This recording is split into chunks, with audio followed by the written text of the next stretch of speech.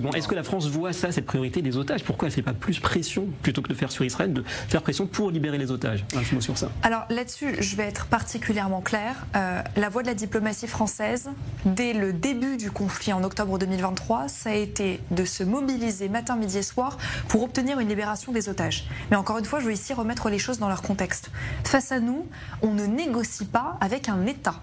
On négocie avec le Hamas. Et je le dis et je le redis, le Hamas, pour celles et ceux qui le nient, notamment en France, parce qu'on a quand même des élus d'une certaine partie de la classe politique, notamment à l'extrême gauche, qui nient le fait que le Hamas est une organisation terroriste, on ne négocie pas avec le Hamas. Le Hamas, encore une fois, c'est une organisation qui ne souhaite pas la paix.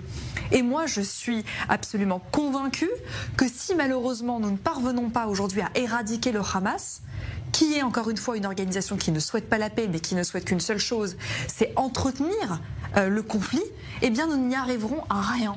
Donc le constat, il est très clair. Libération des otages en vie, et puis effectivement faire en sorte qu'on puisse aujourd'hui aboutir à l'élimination de ce mal commun, de cet ennemi commun, qui est un obstacle pour toutes les démocraties occidentales à travers le monde. C'est le Hamas et toutes les organisations terroristes qui peuvent aujourd'hui graviter autour de cet écosystème. Et cet écosystème, c'est le terrorisme islamiste, c'est l'idéologie des frères. Excusez-moi, le problème par rapport à la diplomatie, juste très rapide, le problème par rapport à la diplomatie française, c'est qu'il y a deux choses. Oui, après on laisse la parole à José, juste deux choses. Par rapport à la diplomatie française, il y a le fait que, c'est vrai ce que vous avez dit au départ, mais le problème c'est que la diplomatie française, sous Emmanuel Macron, vous êtes aujourd'hui en Israël, c'est qu'il a dit que ce pays est un pays de barbares, donc bienvenue au pays des barbares.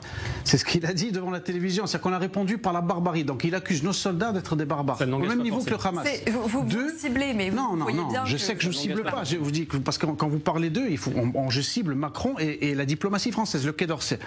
Et deux, par rapport à vous avez parlé de l'extrême gauche, il ne faut pas oublier que les gens qui sont, notamment Gabriel Attal et d'autres personnes, ont appelé à voter la LFI au deuxième tour des élections. Bon, ça c'est un autre débat. Effectivement. En tout cas, on va pas répondre là-dessus. C'est un autre débat.